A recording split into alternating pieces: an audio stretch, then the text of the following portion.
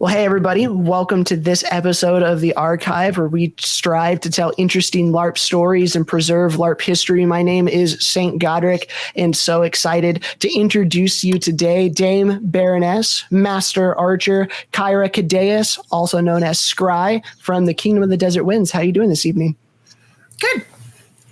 Glad to have you on, and so excited. This one was one of the ones I love interviewing Serpent Knights. It's just one of the things that as someone who loves the crafting stuff, it's so interesting to see how other people from around our games kind of function and their mindset going in. So what, at the very beginning of this, what masterhood do you have for Serpent? Oh God, dragon. I had to think about it for a second. I'm kind of equal. I tend to watch my orc, and so I tend to build towards owls if I'm low on owls, or I tend to build towards dragons if I was low on dragons. But my masterhood is in dragon. Cool, awesome. And what would you say are your main 2 or 3 crafts that you love doing? I'm a stained glasser. That's actually my main craft. Cool. That's the one I'm the most unique known for. I do leather working as well on the side. Sometimes I can get a sewing machine to cooperate with me, but mostly I'm a stained glasser. That's what I do. That's awesome. We don't have very many of those in the game. So I love the unique masterhoods that, you know, it's funny because you get a lot of people. It's like, oh, armor. Okay, we have a bunch of armors, and that's not to diminish the owls for armor, but I love it when I find someone who I can interview someone who has a very particular niche within our game that most other people aren't going to be familiar with. So this will be a good episode. So we'll start you off with the intro question, the softball question that every person gets. Even if we go off script, everyone gets this question. How'd you get into LARPing? What was the thing that hooked you? How long you been doing it? What games you play? Give me the overview of you in the LARP world. So I started when I was 16 in a now defunct park in Helena, Montana. I played an assassin for a while, and then I stepped into my local SCA barony and was a heavy fighter for several years until I turned 21 and had children at that point, and it was too much on my body. After that, I stepped out for a while and restarted Amtgard here in Billings, Montana. Doing Skystone is 12 years strong, and I've been playing there ever since. I've played a little bit of DAG. I've been to a Ragnarok or 2. I've done a little bit of Battle. I've always been infatuated with knights and dragons and all of that since I was a little kid. My mom used to say I used to pick up sticks and swing the swords, and I just kind of kept with it. And having 3 boys, it was something that my 3 boys and I could relate to. And so I am in Skystone still, and now I'm also cross-gaming into my local SCA, helping reacquaint and regrow the equestrian program. So that's awesome. When you first started, what was the thing that hooked you? Like, for some people it's combat, for some people it's the costumes. Like, what was that thing that you saw for the first time when you walk out to park? You're like, all right, I think I can get into this.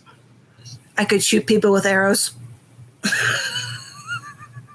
Arrows are my favorite part. You can ask anybody in the Desert Winds. I usually carry about this many of them in a hip bag, and I am happiest when I'm playing tag shooting somebody. That's awesome. That is definitely one of the more unique things. Like walking through a park one day and then just seeing someone pull up a bow and arrow and shoot somebody else. You're like, oh man, like that's a pretty good one. Now, I know how archery works in Amtgard. I know in DAG and Bell, it's very similar, except you can shoot people in the face, and the arrow constructions are a little different. But how does archery? Yeah, how does archery work? Like combat archery work in the SCA? I know that they have target archery at some stuff, but how does like the combat archery stuff work? So I haven't had much combat archery experience since I haven't had to be fought since I was 18, 19. But what I remember, it used to be tennis balls on rubber tubing, and they used crossbows. And my favorite memory is that we were at an event and there's this king and he was huge. I mean, he was like 6'5" and he had this big old butterfly. And that's how I remember him, was him wearing this butterfly. And he died 9 times before he got to cross swords with somebody. And he was so mad because he was just this big, huge target and they just kept boop, boop. And he's like, I swear, if one more person shoots me, and he just, and he's like, ah, and then he just took off running into the field. He's like, I don't even care at this point. So, I mean, it's definitely interesting. And that was probably one of my favorite memories, dealing with arrows. That's awesome. It seems to me that no matter what game that we play across the board, whether it's archers or whether it is like the wizard nuking people, like the ranged abilities always make the melee abilities hate their life, but the ranged players are like, yes, they love it. So that's cool that crosses into all of the different sections there. So Amtgard first, SCA for a while, and then back to Amtgard. You said you've played a little bit of DAG, a little bit of Bell as well. That's a lot of games, and a lot of Amtgard in particular. Cross gaming is becoming more of a bigger deal, but for a long time there was kind of this stigma of like, it's Amtgard only. Like, you don't play multiple games, or if you do, you retire from Amtgard and go play the SCA.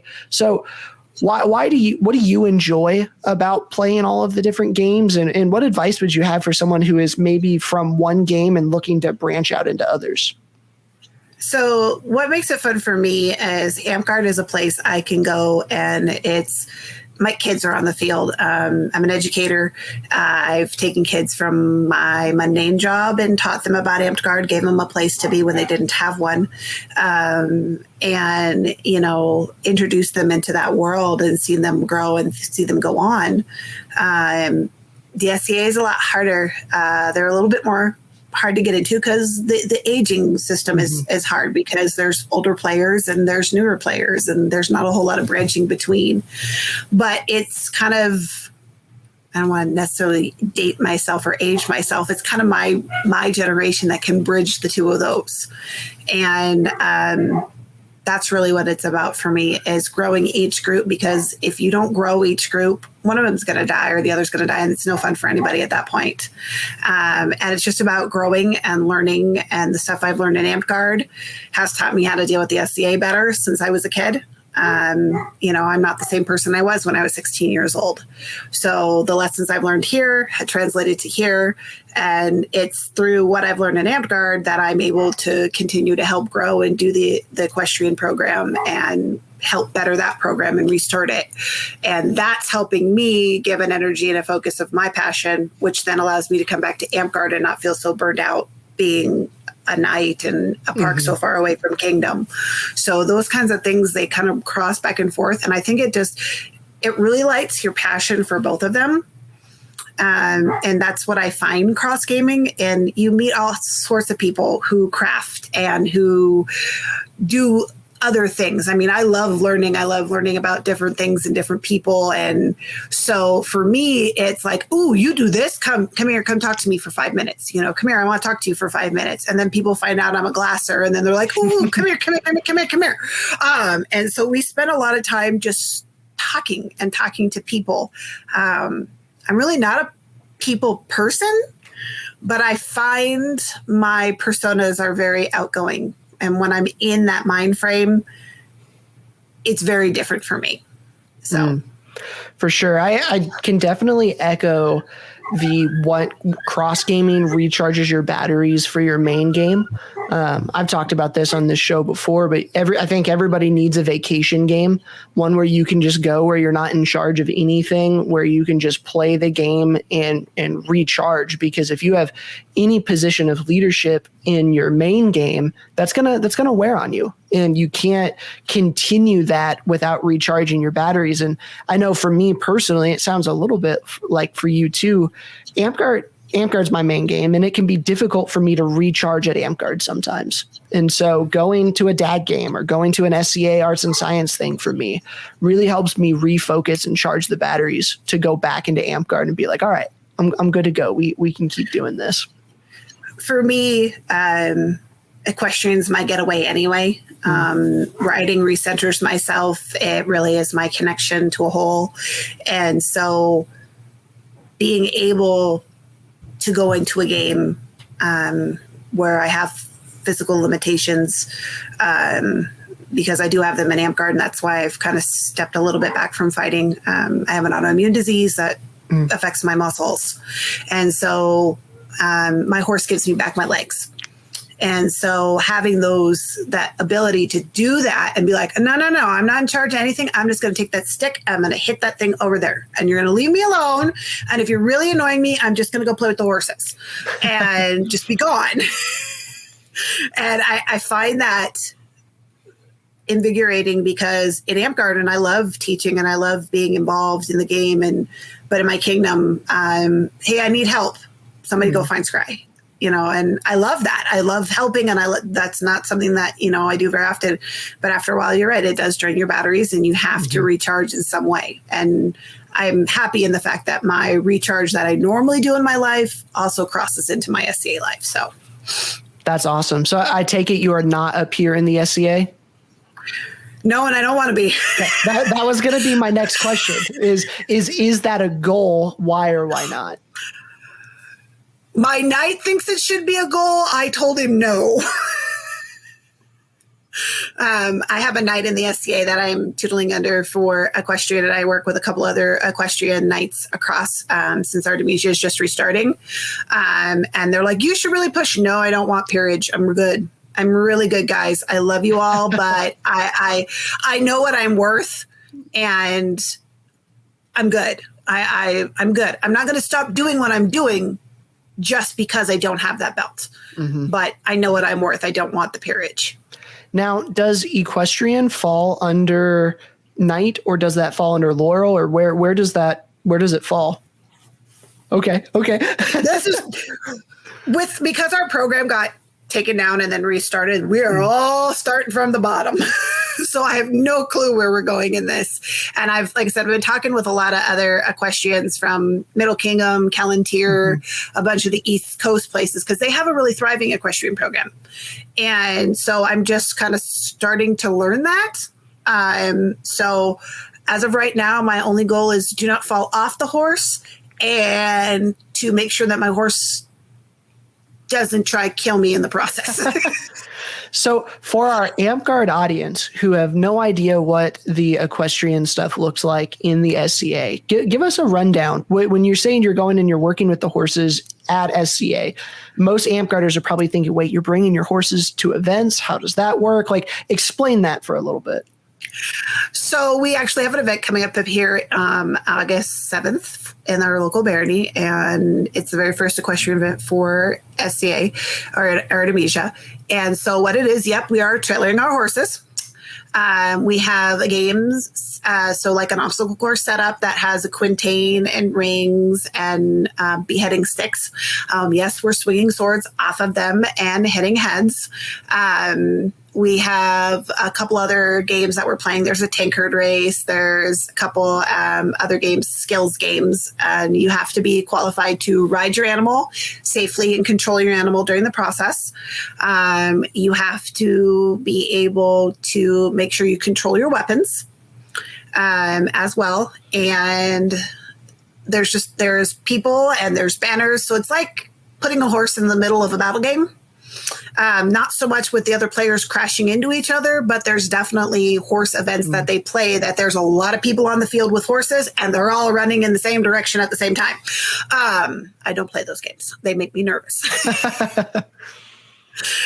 So a lot of this right now is just like hitting the big quintain that spins, collecting the rings, beheading games, passing things, putting arrows in buckets. Eventually we're going to get to actually shooting archery off of the back of the horses. Cool. That kind of stuff. So yeah, it's a lot of work. You have to own your own horse, which is usually a good way to do it. You have to do lots of training and work with them. And yeah, it's kind of insane. You have to bring your trailer and you bring your hay and you bring your buckets and, you clean up after your horse. And sometimes they're at a fairground and there's fences and sometimes you're not. That sounds awesome. I have yet to see an Equestrian Sca event, but that is one of, if any of them spawn in my area, I am in the southernmost part of the Middle Kingdom. And so we don't have any directly local to us, at least that I know of, which we should, because I'm in Kentucky and I feel like there should be some horse stuff going on in Kentucky.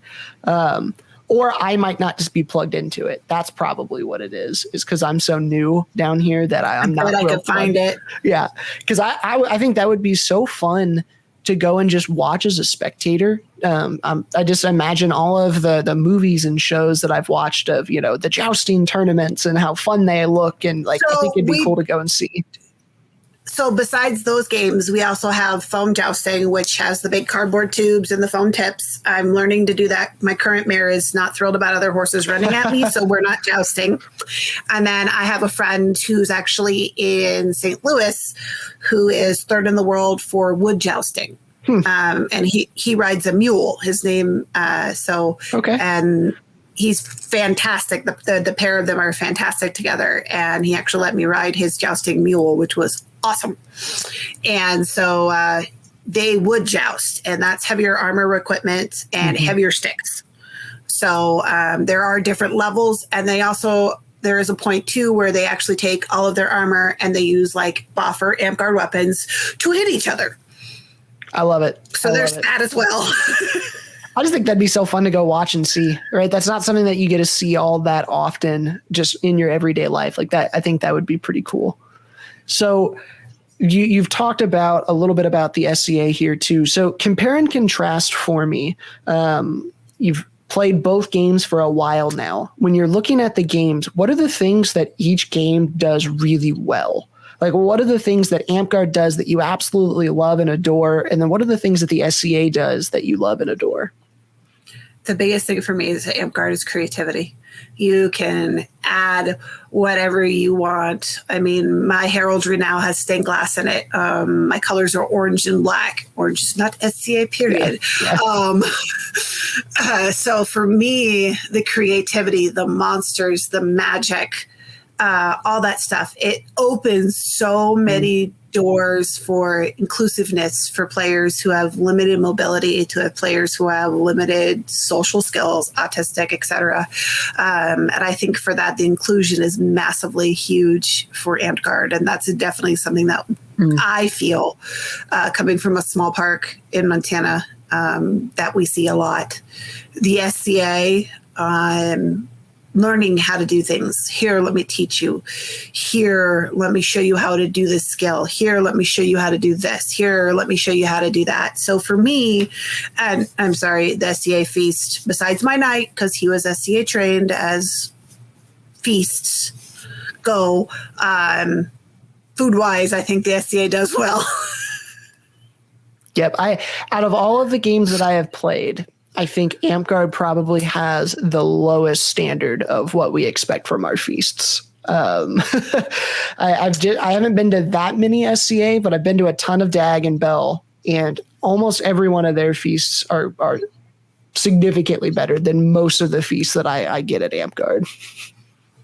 I will admit I'm spoiled. My knight was trained SCA, raised SCA, and that's the way he brought up our entire belt line. So we cook. We know how to run a kitchen. So I've fed very well at events.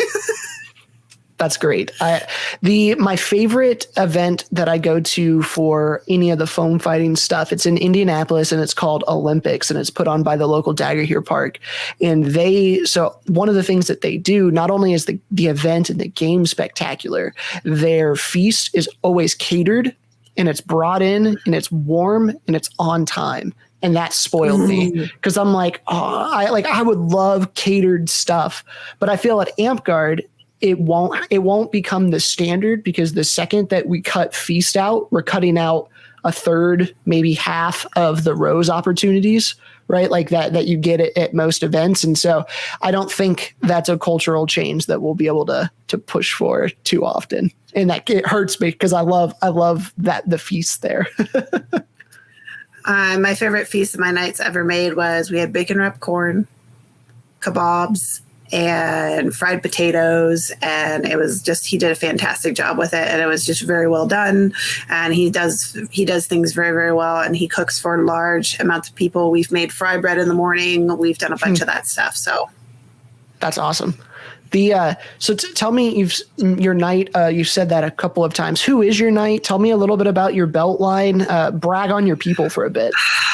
So Sir Duffer Cole is my knight. He is in Tennessee. I think Pegasus Valley. I want to say, I can't remember for sure. But he was from Elko originally and did the SCA and that kind of stuff up here. I have a couple of siblings who are throughout the game. Sir Jocelyn, Saint Jester, Dame Rushine. I think those are the only ones I can remember off the top of my head. I have this all lined out because I actually wrote all of our entire belt line out, which remind me about that because I have a project I have to tell you about. And then I have my beltlings, and my beltlings are all from all over in the Desert Winds and a couple from other kingdoms as well. They're garbers and crafters and service people and things that have done well. And so just watching them grow and better themselves. And most of my people are service oriented, and my family is definitely service oriented. We do a lot of stuff to try and just make things better and to keep going forward. So that's awesome.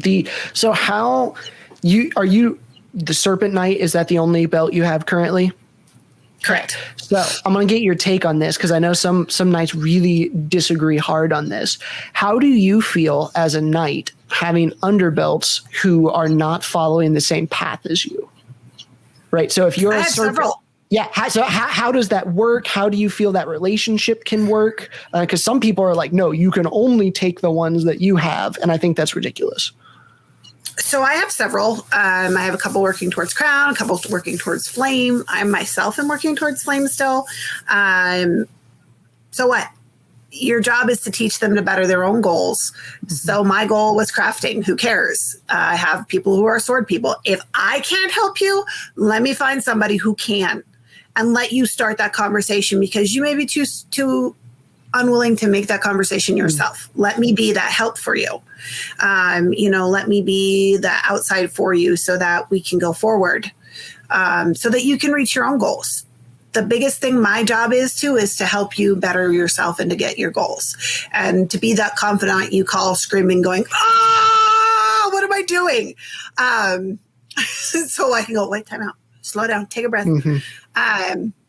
So that kind of relates to my people in the fact of when I was knighted, I cut my squire's belt up into about 40 pieces. Man. And the reason I did it was because I felt there had not been just one person that had helped me on my quest. There had been many people who had helped me on my quest. And in that process, I thought it was more important to share that quest than to pass a legacy belt. So I cut it up, and I have slowly been distributing pieces as the kingdom starts opening back up, to the people I have felt have impacted my journey and have done something for me. And some of them are other knights. My affectionate pseudo knight, Vulcan, as I call him, Sir Mesrith, has been somebody who's helped me on my path, who's listened to me vent and scream and like, get away from me and don't talk to me and I'm angry, to, Sir Neo Brooder from Desert Winds, who's been somebody who I've bounced ideas off, to Lucas, aka the Unicorn, who's been my crafting buddy. I'm doing this. What do you think about this? And so, those are all people who have influenced my journey. So that's awesome. My knight was a flame knight, and I have almost no interest in pursuing that at all.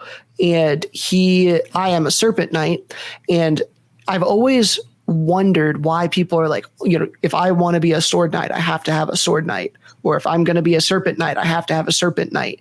And it's kind of blown me away because I don't feel that it's the job of the knight necessarily to pass on skill as much as it is mindset and just being a sounding board. And the biggest thing my knight did for me was tell me when I was being stupid and I needed to relax. Right. And being able to have the relationship to call me out when I was wrong and then have the relationship built to where I listened to him, if that makes sense. So Mez's job was to tell me when I was being too emotional because he's the Vulcan. And Duffer's job was to get me to believe in myself because I am my worst critic in the entire world. And so between the two of them, I got the emotional and the logical side. And then Lyndon's job was to tell me not to give up on myself, which I had thought about several times. So, I mean, there have been tons of people who have played into me, into my thing. And I know when I'm having a struggle and a strife, I can be like, okay, time out. I need your brain. Mm-hmm. I'm not understanding something. I know my limitations. I am not I get 3D, but I don't get 2D. And I need somebody that makes those pieces connect. Mm-hmm. So just like I may not get sewing, I really don't get sewing. But I have two belted who are very skilled seamstresses.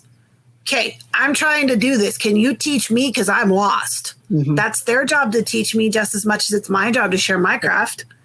Hey, I'm running a park. I'm stuck. How do I deal with burnout? What do I do? Well, you need to do this, this, this, this, and this because I've been there. I've done that.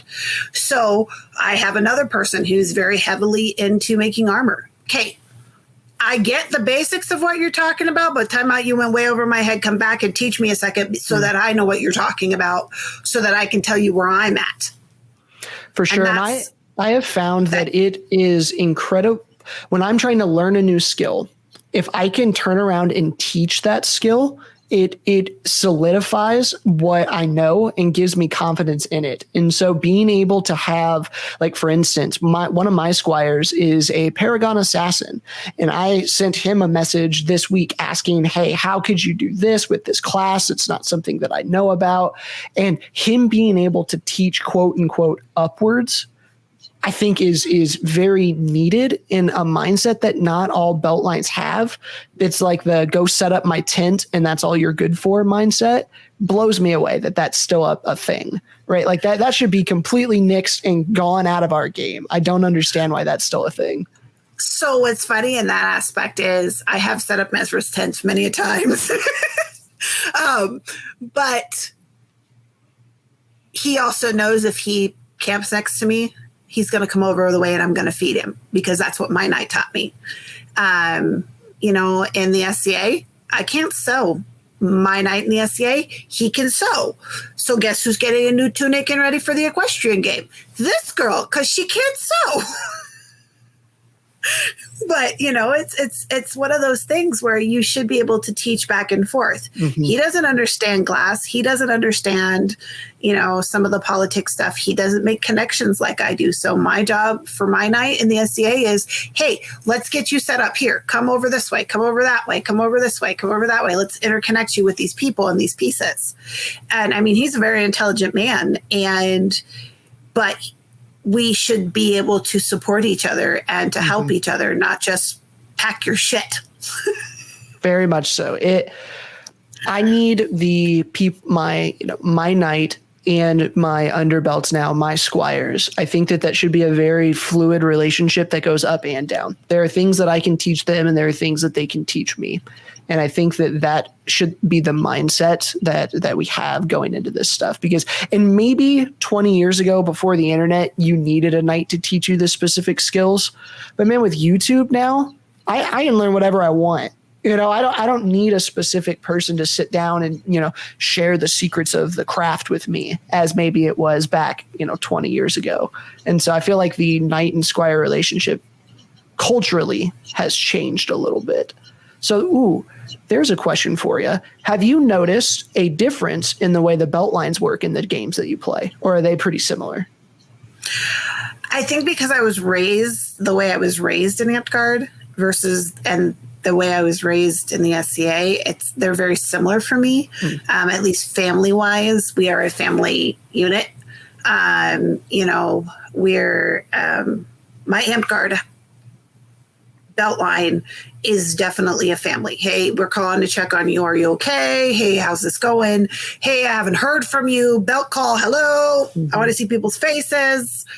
My SCA belt line is very much the same way in that. But I think, like I said, because of the way I was raised, they kind of translated together.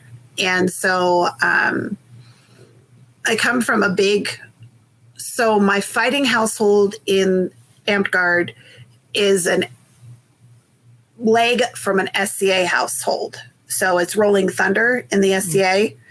It got brought into Amtgard. My knight is Thunder. I am Thunder. So that kind of translates all the way across in both games. So we very much rely on each other, and we're very much, hey, we're a team. This is how this works. It does help that part of my belt family in the SCA is also my jousting team.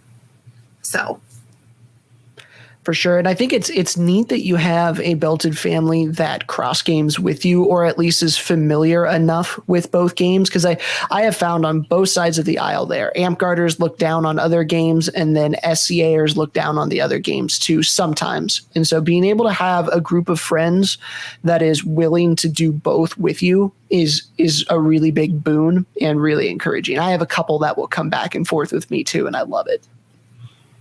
I like it the fact because it's like if I switch game terminology, nobody looks at me weird, and they're like, oh, wait, time out, slow down, hold on. I got to stop for a second. And so I think for me, it's one of those situations where my brain just can kind of keep going, which is why I love Lyndon as dearly as I do, because I can translate those two brains back and forth.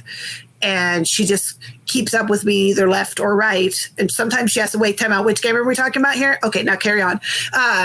Because I can get so focused sometimes that I have to back myself up. For sure. My wife does not play any of these games really. And but she is familiar enough now with the terminology that she can follow when I'm switching in between the games and when I'm telling her what's going on. And she's like, wait, I thought this person played that game. And like, it took her a while, but now she understands and gets it. And I'm very blessed to have her being able to keep up with my very quickly shifting thoughts when I'm talking about all of these games. The running joke at my house is ponies or no ponies.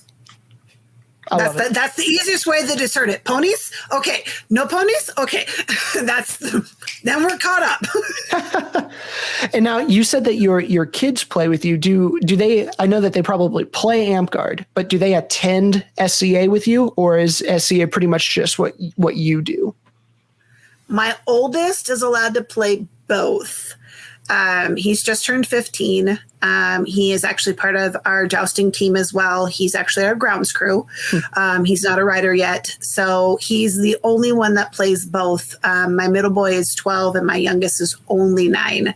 So they tend to be more on the Amtgard side. My oldest has been playing Amtgard since he was 9 years old himself.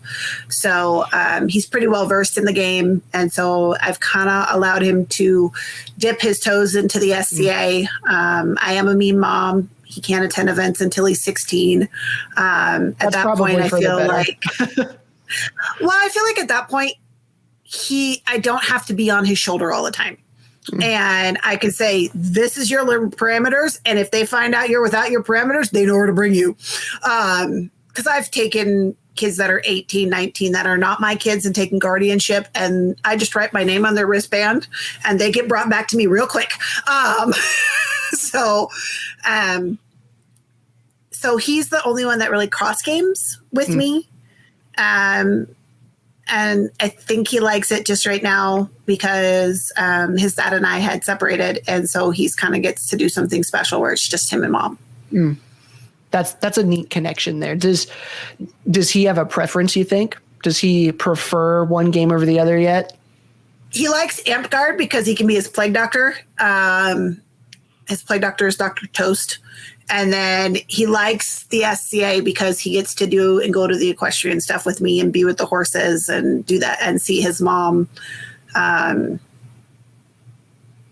excel, I guess. I think he thinks it's kind of cool that his mother's not afraid to ride a 1,500-pound animal at a dead lope and hit something. So That's awesome. That's cool that he is able to participate with you in particular, but then through both games, and that you as a mom feel comfortable with him being in both of those spaces. Because that's another conversation that I have with people. I don't have any children yet, but people with kids in our games, it's like, no, they're not coming to events. I don't feel safe with them at events, or they aren't in the mental capacity yet where I want them wandering around, or maybe they're okay at park, but not at events. And that's something I've thought about as my wife and I are like, okay, how many kids we want? When is that going to happen? Okay, at what age can they start coming to Amtgard? What age am I willing to bring them to DAG? What age am I like? And so it's cool that you feel that you are encouraging your kids to participate in your hobbies, but then B, that you feel comfortable enough to let them participate.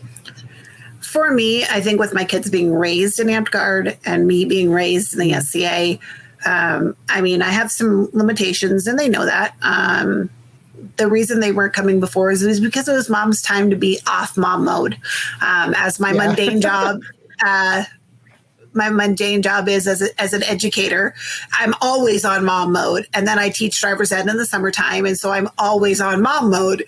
And so it was nice to go to a place where I didn't have to be in mom mode. And it shocked a few younger players to begin with, such as saying a few things that they weren't sure that a mom should say. And I'm like, remember, I am human. There are things that are said that I don't see. And notice you don't see any of my children around.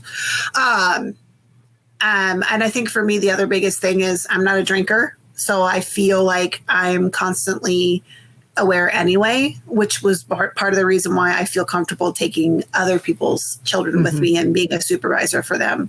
And the other thing is there are a couple people from my game in Amtgard that are cross gaming with me.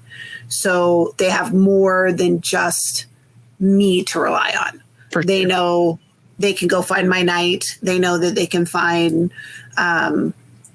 my pseudo knight. They know they can find pretty much anybody in our belt line and they'll be a safe place. So. Yeah, very much. That was one of the things that was making me more comfortable with the idea, is that my kids, as they grow up, will know my belt line and will also know my fighting company. And I know all of those people, no matter what they are doing, will drop whatever they are doing for my kids, because I've seen them do it for the kids of the other people in that group. And so that makes me feel significantly more comfortable, is if for whatever reason I am not there, that I know I have people that will look after my kids for me and the best interest of my kids. And I think that's important. I had that too growing up. I had people that was my safe place. I mean, I was in my 20s. And I mean, when I was in the SCA, when I was younger, I was 16. I mean, I had people I could go to and I knew them well. And I knew if I stepped close to them and been like, I'm in a bad situation, please get me out of here. Actually, one of those gentlemen is technically my grand knight in the SCA. So cool. That's awesome. I love hearing the stories of how you said technically your grand knight, of how all of these belt lines kind of weave in and interact. And I'm a nerd and I love going on the Amp Wiki and just looking at people's belt lines and seeing where they go. And, it's so on yours, I was noticing you're connected to Tawny, right? Is that where you're the fount, I think is what they call them? Yes. Largest belt line in the game. So that relates to what I was going to tell you about later. I decided to take upon myself, as much as a historian nerd as I am called. I have actually charted and belt lined the entire list of the Desert Wind Knights and have kept track of their belt lines all the way back to the originals. Awesome. As a project of mine, just because it's been interesting for me to be able to go back and to see those. And I chart them by the belts they have, and I chart them by their squires and how they move. And just to see that in itself, like my knight, Sir Duffer, is a flame knight and a crown knight. He has 2 serpent knights and a crown knight. No, and 1 flame crown knight. So there's 4 of us, and 2 of us are serpent knights. So I find it interesting to see that situation happen and to see that growth. And just for me, personality wise, I know a lot of those records got lost. And so having that record of the desert wins for me is important. And I've charted people who have left the game, anybody who's stepped in, stepped out, just because I think it's important to have that documentation. For sure, 100%. I did something similar in that for the Rising Winds, I have a couple of spreadsheets that list all of the knights that have ever been made in our kingdom, the order in which they were knighted, the belts in which they got. I've got all of the I love ANS tournaments. It's kind of my favorite thing. And so I have all the ANS records going back 8 to 10 years at this point, and I update it constantly. So that way, we can have someone somewhere, if they ever want to look this stuff up, that they have the opportunity to. And I made a family tree for my fighting company. So we have a year-long initiation process, as it were. So it's a fairly slow one, but I've tracked it back from our founders, 13 years ago or whatever, to now. And we have our 5th and 6th generation soldiers. And it's pretty cool to see all of that stuff on paper for those of us who like that type of stuff. So that's a pretty cool project. How many people were on that? Do you know? I think I'm at 23. Cool. So, and I've done the same for my fighting company as well. I've helped our matriarch do that for our fighting company because we just like to keep track of our household. That's the Sca thing in our fighting company. So I chart all of our bronzes and our silvers and our prospects and who gets moved and who goes to what, and just help her keep track of that as well unofficially. So. That's awesome. I'm going to pull this up real quick and see if I can screen share with you, because I think you might get a kick out of it. So let me share my screen. So this is the fighting company family tree that we have for all of us. So we had 7 founders, right? And then all of their people underneath. Can I zoom in? Cool.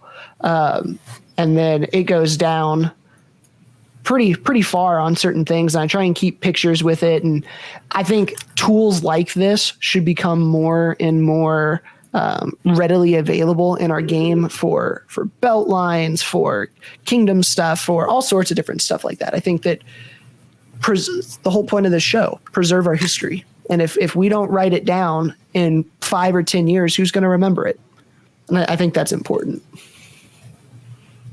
I definitely agree with you on that, because I think that it's important to be able to see that for me. And I think that it's very important to have that information. So I think that that's one of those things that you should be looking at. I was trying to see if I can find my Knights project real quick. I kept it together because I thought it was super interesting, and I just wanted to see how the Knights for our kingdom were intermixed. And I just kept it up, and it just every That's so awesome. Often I pester the Knights. Hey, do you have anybody new? They're like, no, go away, Scry. Okay. I just probably 6 months ago, well, maybe right as I was coming around, right after I got knighted, I wanted to know who everybody's underbelts were, because I wanted to know how many, so I could get the culture of the kingdom. I didn't want to grab quote too many people, but we have people and knights in my kingdom who some have 8 or 10 squires, and then some have 1, and so it's like, okay, cool. As long as you stay between 1 and 10, you're fine. It used to be a running joke that my knight had the most squires in the world. So, I have 9. So that's how it works. I love it. I interviewed Sir Smiley a little bit ago, and he is up in double digits. I want to say he said he was at 14 now or something like that. And those are active squires. Those aren't his graduated ones. And that seems props to him if he can keep up with everybody. I don't know if I would be ready to have that many yet. I'm maxed at 10. 10's my limit. I am finding that that's enough for me to keep track of. I'm like, okay, I'm done. I love it. So talking about beltline stuff, how do you manage your beltline with your underbelts, with your people at arms, your pages? Do you have a structure for that? What's the difference between those, your squires as well? How does all of that kind of work for you? So for me, so when I was a squire, I talked to each of my men-at-arms, and I just wanted to know, are you interested or are you not interested? Because if you're not interested, I'm leaving you where you're at. I'm not taking anything from you. Do you want to go to the next step? Is peerage something that you want? Are you ready for what it takes? I got my squire's belt because I told my knight, he told me I talked too much. And I said, fine, give me a belt that let me talk more. So he gave me my squire's belt. So I said, you're going to have to get out there. You're going to have to step out of your shadow and step away from your park and step into the kingdom and out of kingdom. And it's going to be a step. And so the ones that I have currently are definitely in that step. They're pushing to get recognized outside of kingdom and to better themselves. And my rule, technically soft rule, is if you are a squire to me, you better have your own underlings, because how can I expect you to teach if you don't have anybody to teach? 100% agree. 100%. So, and it's my job to teach them and to help them. And if I'm not doing my job, you need to call me out on it and say, hey, excuse me, come back here. Because I know I get busy and crazy, and, we check on each other.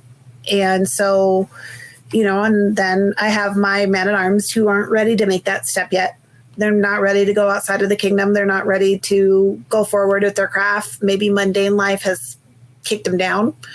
And then you have your pages, and those pages are usually just looking for a place to be till they settle into the world. And sometimes they stay and sometimes they go. They just need somewhere to be secured in that aspect. And so that's kind of how my line and my choices are. My Sca family is kind of similar. I only have one man-at-arms in the Sca, and that was because when my knight took me out, I told him it was a package deal and he didn't get a choice. So he came with me and he didn't get no choices. So my friend, my man-at-arms, Gideon, he's actually not even in my belt line in Amtgard. We're doing the equestrian thing together. So Gideon is my man-at-arms in Sca. So, but my other belt head, they're all very much driven, and they come from small parks in different areas. One of them is in Wyoming in a small park. One is in Idaho. And then I have one that's actually in East Wind Castle over in Georgia. Oh, wow. So, she's married to my brother. He's a squire for Duffer. So, his wife is my squire. But it's convoluted. So how important is it for you that your squires in particular are pushing for masterhood and knighthood? Because I know that there are some knights who it doesn't matter at all. They are okay with the quote, friend squire belts, or it's more about the relationship than it is the destination. But then on the other hand, I've known knights who it's like, if you're not pushing to be a master, I don't think I want you as a squire. So where do you kind of fall on that? Why should you push them to a goal that's not their own goal? If they want to better their park and their job is to make sure their park survives the next year, then that's what you should be doing, is supporting them as a squire. It's not necessarily being a friend. It's being a mentor and helping them reach their goals. Right now, I have a squire who does not want knighthood. She wants masterhood and garber, and she's there and she's pushing, but she's got to get outside of her comfort zone. Okay, now I need you to enter an Olympiad. She's like, I am not entering an Olympiad. I'm like, oh, yes, you are, because I'll sign you up myself. And being that support and saying, hey, let me enter Olympiad with you. Let's do this together. And, what are their goals? I ask my squires that all the time. What's your goal? What do you want to do? What's your next step? I have one right now. I want to build a full suit of armor. Okay, let's get the leather. Let's get our bike and gear. I'm going to be checking on you weekly. What are you doing? Let me see. Where's the greaves? Where's this? And some of them, it's like looking at their awards and they're like, I really, really, really want to better my roses. What can I do to better my roses? I find that my squires are very much like me. If one section's really low, they tend to kind of focus on that for a little while and then kind of round themselves out. So, or, hey, I really, really, really want to be a master barbarian. Okay, well, guess what? Every event I see you at, you better be playing barbarian because I'm going to hound you about it. And if you're not playing barbarian, I'm going to ask you why you're not playing barbarian. And then I'm going to just pick at you and shoot at you until you start playing barbarian. And just pushing them to their goals and being that support when they're unsure of themselves to lean on, which is what they do for me. When I'm like, why am I doing this again? Somebody talked me out of this. And they're like, nope, we're not talking you out of it. We're going. I have used my squires as a form of accountability for myself when I say, hey, I need to take a 3-month or a 6-month break from volunteering. Do not let me do this. I need to recharge my batteries. And then they're like, okay, we're going to hold you to it. And then, 6 weeks later, I'm like, I'm thinking about doing this. And they're like, nope. And they show me the screenshot and they're like, we're not going to let you do it. And so as much as I get to support them, I feel like they help me keep my head where it needs to be quite a bit too. Yeah, I definitely feel like that with my squires. And I say that I'm not going to volunteer for stuff and my hand goes up and they're like, God bless it, she did it again. And then usually what happens is I got 2 or 3 of them behind me going, come on, we're doing this with you. Let's go. We're doing this as a group project so that you don't take it all by yourself. So that's usually what ends up happening. Sometimes I wonder if they haven't figured out I volunteer just so they will. Yep, that's something else I have found that I didn't think about before I got knighted was I knew I wanted to help my family achieve their goals, but then sometimes that means putting my name out there on the line specifically to give them the opportunity to try. Like that wasn't something I ever thought of beforehand. Like it's like I might actually need to go and do something that I'm not comfortable with specifically so they have the opportunity, because you put Sir or Dame or whatever it is in front of your title and that automatically in this game gives you clout to be able to do that stuff. And it's like, man, I don't know if I want to do it, but he wants to, but he doesn't have the Sir on his name yet. So I guess I have to do it to give him that opportunity. For me as a crafting knight, as a Serpent Knight, I find like, okay, I'm entering an inner kingdom. I want a piece from you because I'm taking it with me. Mm-hmm. Well, you're entering a piece. I'm not going to compete against you. Too freaking bad. See if you can beat me. Let's go. Kind of throwing down the gauntlet at him a little bit and just kind of say, being that voice in their ear, because that's what my night was for me. I'm here for you. I'm confident for you. You can do this. No, I'm not doing this. Yes, you are. Get your butt. Believe in yourself. And just like my SCA night is doing for me as well. I am terrified for this event coming up. It's the first equestrian event I've ever been in my entire life. And I'm like, I'm not doing this. And he was like, yes, you are. I'm like, nope. He's like, yes, you are. And he says, I'm coming home to ride with you, and I'm making you garb, and your butt's getting on that dang horse because I did not spend 60 hours making you clothes for you to say not happening. So get over it now. I love it. So I want to talk to you a little bit about the stained glass stuff. How did you get into that? Because that is such a unique. It is not something I see very many people work in our game. So what got you into that? I have been doing stained glass since I was 16 years old. My mom took a class 1, and she and I did mosaics together. And I was like, I don't like this mosaic crap. And so she's like, well, I learned how to lead pieces. I was like, oh, I want to try that. And I started doing it in 4-H, and I did it for a couple of years. Tried different techniques, layering pieces, different things like that. And I started doing arts and sciences in Amtgard.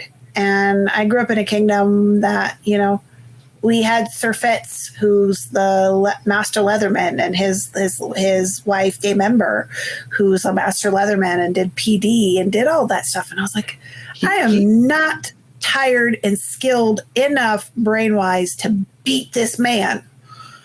And I don't have the patience to beat this man this way. I need to do something I'm good at and something that's different. And it's been an uphill battle because I've had to educate judges. I've had to teach classes. I've done a lot of stuff. And I just find so many people are afraid of my craft because it's shattering glass. I mean, you bleed. It happens. But I have found as I stepped further and further into my world, there were more and more people that wanted to do it. So it just became a natural part of me to start teaching it. Cool. And teaching and educating about it because that's my demeanor. So I got into it and I kept doing it. And then I got tired of doing 2D pieces and I started doing 3D pieces. And just pushing myself and pushing the envelope and figuring out what I could and couldn't do in glass. And it just kind of progressed from there. And now it's to the point where I actually travel to a symposium in Georgia, usually in February, and teach at symposium and teach. I've taught at Keep. I've taught at a couple other places as well. And I travel with an entire trunk full of glass stuff and teach glass. So that's awesome. Yeah, it's just been one of those things, and I just found my place. For sure. That's so cool. You mentioned Fitz. For me, if there was a Mount Rushmore of artisans in our game, Fitz would be on it for me. Plasti Dip is the thing that got me into arts and science. And it's not even what I ended up getting my masterhood in, but it was the thing that when I saw Plasti Dip shield on the field, it was like, whoa, I need to learn how to make this. And I watched all of his videos and all his tutorials. And that was really my first foray into the arts and science world, was off of that guy's tutorials. And he is a giant among men in my eyes when I look at the ANS stuff. Well, like I said, I grew up in this kingdom where him and his wife were, and so it was like, and then you have Sir Jocelyn on top of it into this world, and it's like, these are three major crafters in my kingdom, and it's like, how the heck am I going to get these people? And it just started out with, let's try glass, let's see what happens, and then it just, well, to put it pointedly, it splintered from there. I like it. Did you have any trouble with people respecting the stained glass as an art form? Because it's not something everybody sees. Did you have any trouble with that? I had to do a lot of educating, a lot of written events, a lot of written information, a lot of written things. Some people thought you just stuck them together. Some people just thought you glued it. Some people thought I painted it. And I'm like, no. And so I had to break my process down. I had to slow my own brain down and realize not everybody sees the same thing that I see. I mean, I can freak people out when I do glass because I'm sitting in bed like I'm right now, and I sit with glass in my lap and I just start cutting, and I just don't pay attention to it anymore. Where that's unnerving to people because they don't know what I'm doing. And so I do a lot of educating and a lot of talking and a lot of explaining and a lot of judges education and a lot of education across Amtgard. There's only 3 of us in Amtgard that do stained glass. That's awesome. And I don't think the other 2 play very much anymore. So as I told the others, the reason I'm teaching it so much is I want other people to compete with. Come play with me in my medium. Let's go. I want to see what you do. Like I'm curious, and I want to see what their brains come up with. And so it's just, I'm hoping with my own experience in stained glass and my unique ability that maybe somebody else has a unique thing that they're into and they feel comfortable stepping out and saying, I can do this. She did this with glass. I might not be able to do glass, but I do this, and step out in that. For sure. It's funny that you say that, because for me, I got my masterhood with woven belts, paracord, and macrame. And coming up, I was told no one's ever been mastered with that. You will never become a master with just belts. And 6 tournament wins later, here I am with mainly belts. And to my knowledge, I was the first one in our game that had it. And I started making videos, and we have a Facebook group, and I was, started to get some of the get some of the information out there. Well, just a little bit ago, one of the people that was in our group, Lael, he got his masterhood from belts. And we have another guy who is he's at 9, and he's almost there now too. And so it has been incredibly exciting for me, because they push me to get better. When I see their stuff, I'm like, man, I'm still the best at this. I got to show these guys that I'm still the best at this, but then to see the art form that I love so much that isn't a super popular art form being spread to other kingdoms and getting recognizable masters in those kingdoms is awesome to me. I love that. And I think, oh, go ahead. For me, it's definitely just people have so many hidden talents, and they don't think if they don't sew, they don't do leather, they don't do this, they're not going to get anywhere in the game. And I felt like that for a long time myself. I mean, I almost dropped my belt 2 or 3 times because I was so frustrated and so tired. And I was like, I'm not getting where I'm going to be. And so it took me a long time to say it's okay to be different, to be unique. And yeah, it just means I'm going to have to do more work and educate and teach and go forward. But that's what I like. And I found once I started doing that things became much, much clearer for me. For sure. If you're listening to this, audience, and you think, man, I have this thing that I love making, I love doing, but I don't think it is ever I don't think I could ever push that to the highest echelons of our game. And that's something you want to do. Take heart, because you have 2 people here that have masterhoods now on relatively niche subjects. So you can do it. Just know it is going to be, there's going to be more work involved when it comes to educating your judges, making sure that people understand what goes into it and what doesn't.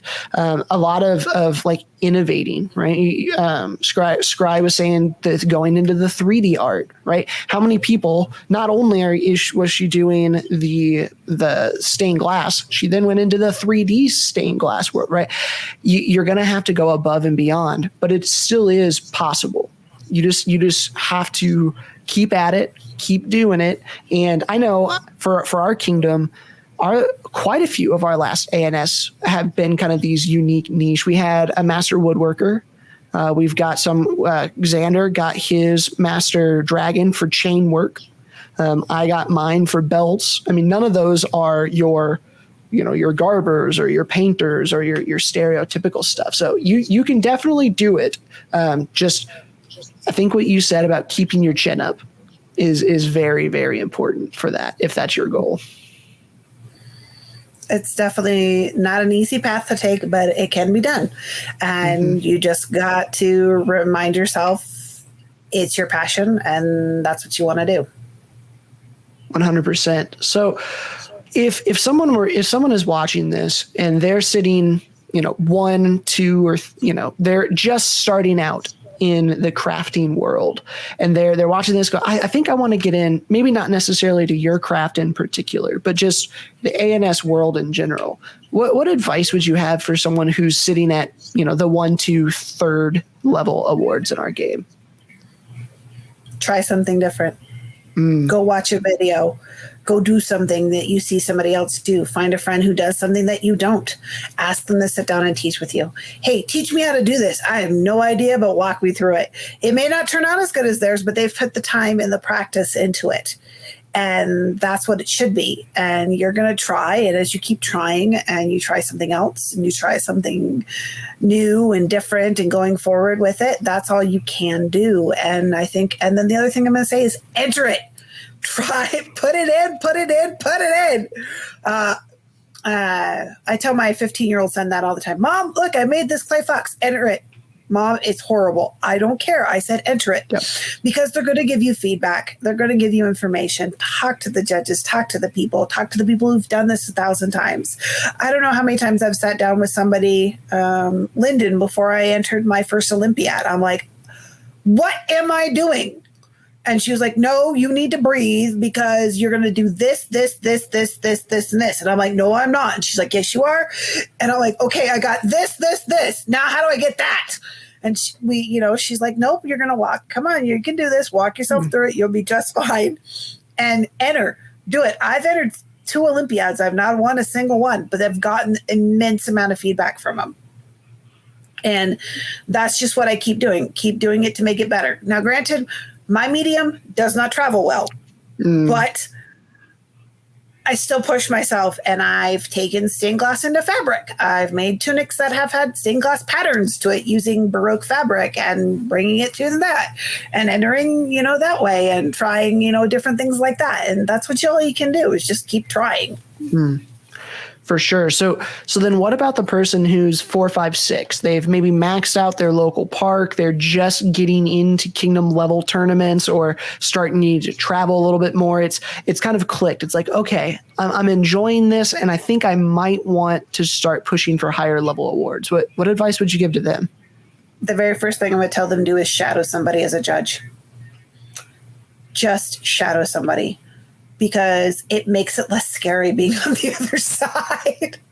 I was blessed enough. My knight's wife was a routine judger for our kingdom, and I shadowed with her at a couple kingdom events before I started entering pretty heavily, and just learned that I wasn't as far off as what I thought was a 3.0 and a 3.2 was as she was. And we would discuss and we would talk, and I learned a lot through that. And I shadowed a couple of different judges, not just Lady Shauna, but by doing that gave me the comfort and the skill level in myself to enter into my kingdom levels. Go to a different park and enter a Dragon Master.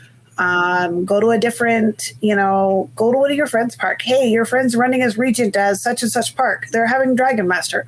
Go, enter. It's not your home park. Go somewhere else and enter. It's fine. Ship your items to another friend.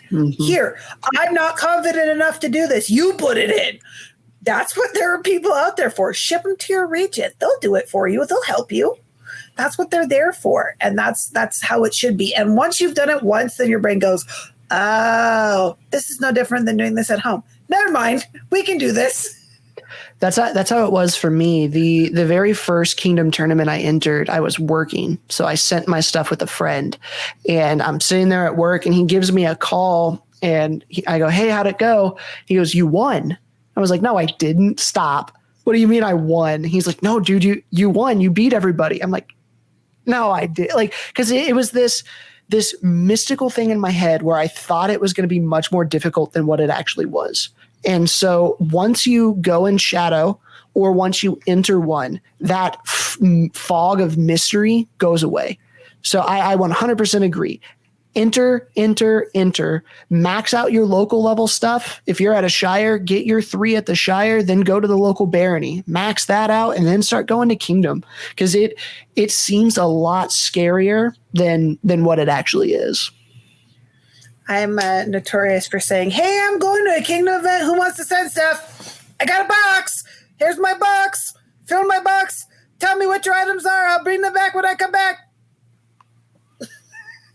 Yep. And there are a lot of people that will do that if you go, hey, I'll pay for your gas. And sometimes they don't have to do that. But whenever I send stuff, I'm like, hey, if I pay for your gas, will you enter my items for me? And then most of the time they say yes. And then I'm like, cool. And then I tell them all the other stuff that I have. Yeah, it's got my mannequins here, and this is how I want you to set this up. And they're like, oh, it was more than I thought it was going to be. I'm like, but I'm paying for your gas, And so what about now someone who has entered, they're confident, they're at say 8 or 9, and they're kind of pushing for those last couple of awards. And that can be some of the most frustrating times for artisans, because it's like, I think I'm almost there, but maybe the regent or the judges don't think I am. What advice would you give to someone who's pushing into that last step? Go enter kingdom. Try to enter Olympiads. Try to enter best of the best. Try to enter maybe, I know that they have Dragon Masters at different wars. Try to enter something, enter kingdom. Once you've done that, it's not as scary as it is. Go with it used to be a joke in our belt line. Jocelyn and I would enter together, one right behind each other. And I would my whole goal was, I want to beat Jocelyn. I want to beat Jocelyn. And I tried to beat her with half the items and see if I could do it, and it was that running continuously for it, and have a friend challenge each other. Hey, I'm going to enter Olympiad. I've got this, let's see if you can get one item up here, and kind of push each other, whether it's through your belt line or friends or whatever else. Because once you do it, that fog goes away and it makes it not so scary. And 100%. I was blessed. My first Olympiad, Jocelyn was judging, and Lyndon was judging. And so it was like, I had two people that I trusted in the world that I could at least look at while I was doing this. And then my brother entered. So it was like I had support in both directions to be able to have that comfort to do that. And if you can do that, and if there's somebody you trust that that judges Interkingdom, ask them, where are you judging? Not because you want favoritism, but that your brain settles that down. So then you're like, these people are going to be real with me. I know they're not going to pull the wool over my eyes. For sure. I think having that friendly rivalry was really big for me. I have a friend of mine in my fighting company. His name is Xander, and he and we joined the fighting company roughly at the same time. We started entering tournaments roughly at the same time. We ended up getting full membership into the company at the same time. We got our masterhoods at the same time. And so there was this constant, all right, I'm going to beat you. No, I'm going to beat you. You know what I mean? And so you do that friendly rivalry, which blossomed into a good friendship because we were both there with each other along the way. And now we're both knights, both masters, and both still love competitions and are still entering. And like you said, once you enter it and once that fog of mystery is gone, it becomes significantly easier. And I would almost say go big on your first one. If you can enter your first Interkingdom tournament, whether it's Olympiad or Keep or whatever, once you've entered that and you go through the butterflies and the nerves of an Interkingdom event, everything else is gravy. Everything else is easy, I didn't do that. I did Kingdom first before I did Interkingdom stuff, and I was a wreck for Olympiad. And I think I almost dropped 4 or 5 items, and then it's like, if you do not stop, I'm going to have to murder you because you're entering your items, you're bringing them on the plane, you're doing your thing. And I was like, this is insane. What am I doing? So I think I did 1 or 2 Kingdom level events before I entered into Keep. And I've done Keep a couple of times and was surprised at how well my stuff did, because I didn't think I'm confident in my stuff, but I still am I just do belts, right? And so if I'm putting a belt up against a full applique tunic, I don't expect to win. But I took second at Keep, and I'm like, I'll take it. You know what I mean? And once second at Keep, one of the largest tournaments, it's like, okay, this Kingdom level tournament with 5 people or 10 people or whatever, that's easy. I'll do that, I wish that was true in the Desert Winds, but we are a very craft heavy orientation. The last time we had a big Kingdom tournament, there were 65 pieces. Oh, man. We recently, the Rising Winds has been, well, how about pre-COVID? Rising Winds, we would have, 20 to 40 pieces maybe. And it's strange because Rising Winds is numerically the largest kingdom in the game. But for whatever reason, the tournament scene is hit or miss. And sometimes you'll get a bunch of entries and then sometimes you won't. And I don't really know why that is. I can't pinpoint culturally why we just don't have a whole lot of people entering, but I've won some tournaments where there were 5 people and I've won some tournaments where there were 15 or 20. And it just kind of, it just depends really on who else shows up that day. I'm really bad. If I enter a tournament, I start poking other artisans I know that are in that area. And I'm like, hey, if you're not judging, enter something. Hey, if you're not judging, enter something. Lucas is Unicorn is one of those people that I tend to do that too because I like poking at him. And I'm like, hey, and he actually judged the tournament that I was. So I was awarded my masterhood at a tournament, not for the piece that I entered. and he was judging. And that was when I made my bird, my Phoenix window. And I couldn't talk to him the entire process of doing that bird. And it was painful. It was absolutely horrid for me because I couldn't speak to him about what I was doing. And I learned at that point in time how much we had come to rely on each other when we were crafting. And so, I mean, I was blessed enough that I had Lyndon as well, but it was that was a very difficult tournament for me because I could not have that conversation with Lucas. For sure. I can see that. Is there a culture in your kingdom where do your masters continue to compete? Because I think that might be part of the reason why the Rising Winds doesn't have that many entries is once so many of our masters, they get their masterhood and then they're done, unless they're trying to get one of the other masterhoods. But we very rarely have, quote, old masters competing in our tournaments. And I wonder if that's the same everywhere. I tend to compete. I've had people tell me they won't compete because I am. And I told them, that's funny. You should still compete anyway. Some people do, but a lot of the times our masters at our Serpent Knights get pulled to judge. And I hate that sometimes because I'd rather see us in the field, in my opinion, because not winning, I don't want to win. That's not why I enter. I enter because I want to improve myself and continue to go forward.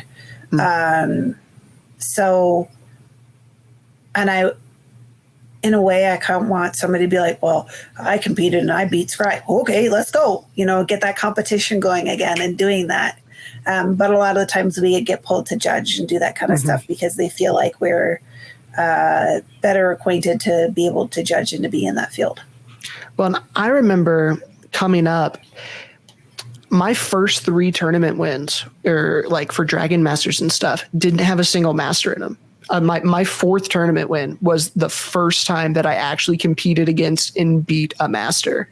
And I don't want that for people, right? Like if someone beats me fair and square, they should, like, that's a big deal, right? If an up and comer, quote unquote, and right, they're at 7 and I'm competing and I'm actually trying and this person beats a reigning master, that should be celebrated. Game on. Yeah. And for me, that was something that was very frustrating. And part of that is a negative washover from warlord culture. And I understand that, right? Like sufficient competition and yada, yada. But man, that first time I beat a master, I was elated. Like I was so happy. And I want, not that I'm going to purposefully lose or whatever, but I want to give other people the opportunity to beat me. I don't think they will, but I'll give them the opportunity to, It's so hard when you have a niche. Like anybody who sees a piece of stainless, they're like, oh, Scrye made it. I'm like, how do you know? Never mind. But it's like, that's part of the reason I've started teaching my medium is hoping to encourage other people to use my medium. So when there's a piece of glass under, they're not gonna be like, it's Scrye. She did it. I'll be like, no, it wasn't me. So that's one of those things. And so I do want to start entering again as the kingdom starts opening up and and COVID starts, people start to travel and do things like that. I'd like to start entering again because there are a few people that are at 7, 8s, and 9s. I'm going to be like, come on, let's go. Bring it out. Let's go. Yeah. And that's one of the things for me that has been most difficult is I'm trying to work on my owls and my garbers because I really want all 3. I'm going to keep entering tournaments until I get all 3. And my tournament ego, my garb is not that good. Like it is not that good. But my last 2 tournaments, I have not entered my main, like my belts. It's been garb. And so I ended up, winning those still, but I was like, I was sweating. I was like, oh man, someone's going to beat me because I'm not doing what I'm good at, but I want to keep doing that so people have the opportunity to beat a master because I think that's important.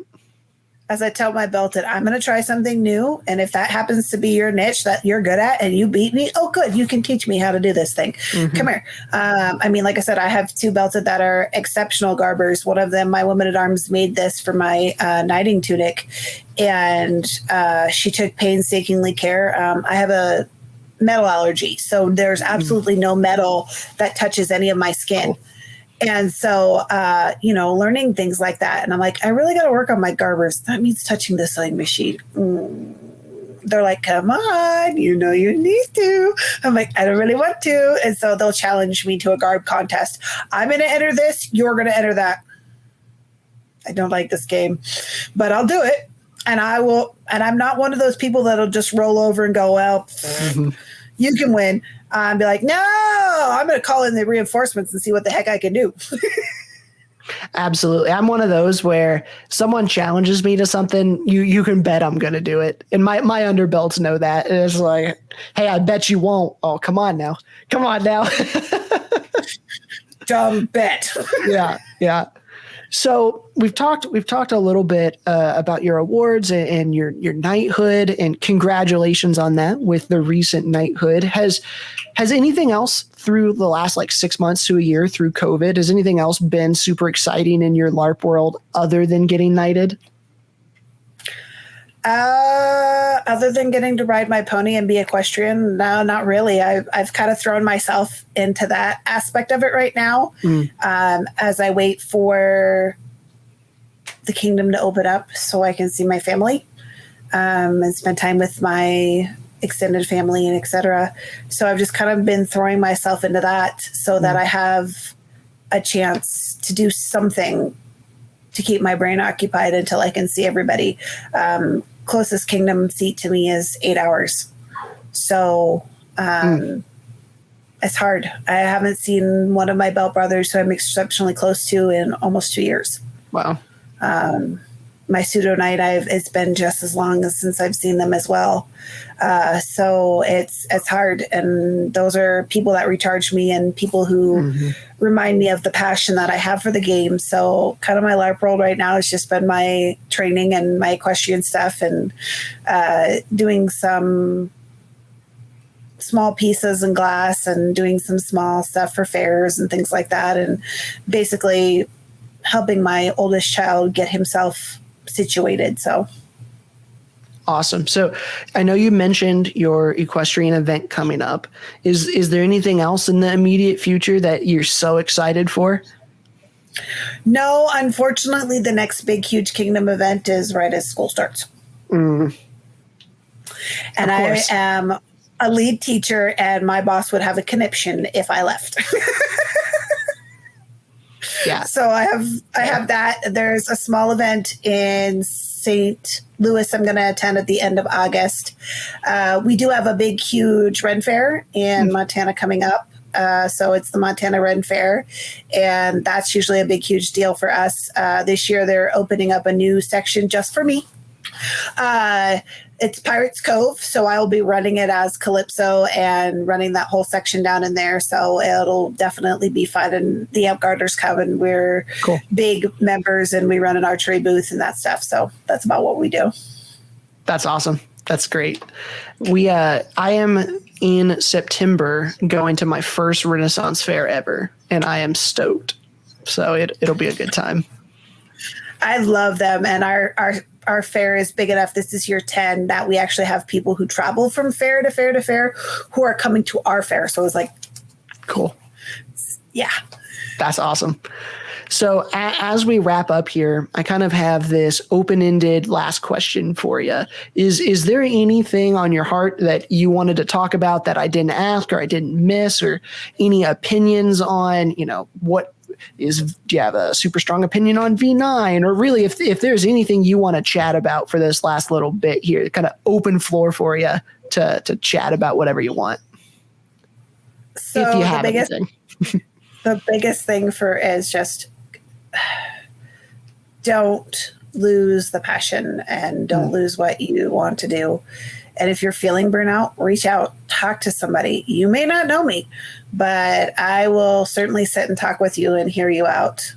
Just because you live in East Kingdoms and I live in Montana doesn't mean that I can't relate to what you're going through. Don't be afraid to step out and say, I'm stuck. Somebody help me. I do have something. Let me see if I can find it real quick. I wrote something when I was a squire struggling, and I kind of want to leave it because I feel like it has a point here. So yeah, go for it. 100%. Actually, while you're looking for that, I'm going to show this off for a second. And I want to put this in the video because you sent me the Phoenix glass, and I want to make sure that our viewers can see that because that is gorgeous. And I don't know if you can, while you're looking for that, still chat. Yes. What am I looking at? Like, because I as someone who has never seen stained glass before, I know it's gorgeous, but I have no clue what went into making that. So this is a traditional Victorian traditional window made from 4 different types of glass. Actually 5 different if you look at the edging. So it's made from a water stained glass, which is the red. There is another type of glass in the red as well. So there's 2 reds. The yellow is actually a Baroque glass. So it's a different type. And then you have a glue chip and a texture glass on the very outside edge. And she is 4 foot high by 2.5 foot wide. So she's the only piece of glass I've ever kept in my life. And I did it because they wanted me to show, the Knights challenged me to pour my heart and my soul into one piece and to just show the best thing in the world I ever could. And so she came to me in a thought. And when I started her, she was upside down. Her wings were down, and I didn't like that. I wanted it to be something more, something better, and to make her rise. And so I had some help flipping her around and doing what we needed to do. And then I started drawing her. And when I started drawing her, I actually had to redo her because I didn't like the way the window made itself. She's structurally sound. She'll stand in the window by herself. But she's the largest piece I've made to date. Wow. So I felt it was most important to show what I thought is my own dream, I guess. And so she just kind of was birthed from that. And she just pushed me to be better. And that's part of the reason I kept her, is because she is kind of my representation of what I did in the game. And she is definitely the hardest piece I've ever did. You're looking at pieces smaller than my hands and going further than that.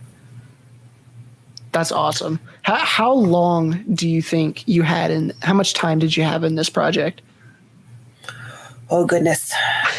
I know some people track every minute and others are like, roughly this. But I know it looks like dozens and dozens of hours, but I have no idea. Probably close to 200 hours in her. Oh, wow. She has 295 pieces. That's awesome. So she says so many pieces in her that it just really was a hard thing to do. And I had to be, because she's a custom pattern, that's what made it the hardest part of it. I drew her pattern myself. And so there was a lot of configurations and whatnot that went into her. So there's probably, at least in the patterning, there's at least 60 hours in her. Wow. Man. So. Well, it is beautiful. It's now, you said you kept this one. Does it have a place of honor in your home? She lives in my front window. I have a big bay window. That's awesome. I love so that. She lives in my front window. So I don't think I ever could have sold her because of it. But yeah, she lives in my front window. And that's awesome. Her stand travels, but she does live in the window. So that's really cool. And I can't find that thing. Oh, well, it's fine. Cool. Do you have any parting last words for our listeners before I do the outro? I think just the biggest thing is don't give up on yourself, and don't be afraid to do something different. It's okay. And be uniquely you is the best thing I can say, because that's where you start to shine. And it took me a long time to figure that out. And if there's anything I can leave for anybody else, is just, it's okay. There's going to be your tribe out there and they'll find you. Yep. I would much rather have a Dame Scrye over 10 leatherworkers. I love the unique art, the people who pursue the things, not saying leatherworkers stop. I'm not diminishing you at all, but the people who go down these unique crafts, the ones that we don't, like she said, 3 people in the entire game that do this. If you're out there and you're thinking, man, I really like this thing, but I'm not sure if I can do it, go do it. Try it. Because that we need, as a game, we need more of you. So I will echo that. Just keep doing it. Don't give up. Be you, because we don't necessarily want more cookie cutter, quote, normal Serpent Knights. I want more of the unique stuff. So with that, viewers, thank you so much for making it with us all the way to the end. If you like this content, please make sure you hit that like and subscribe button. It really does mean a lot to the channel. And if you have any questions for me or for Dame Scrye, you can leave those comments down below and I'll make sure she gets them. And if you have anybody else that you would like to see interviewed here on the archive, let me know, let them know, and we'll do our best to get them on.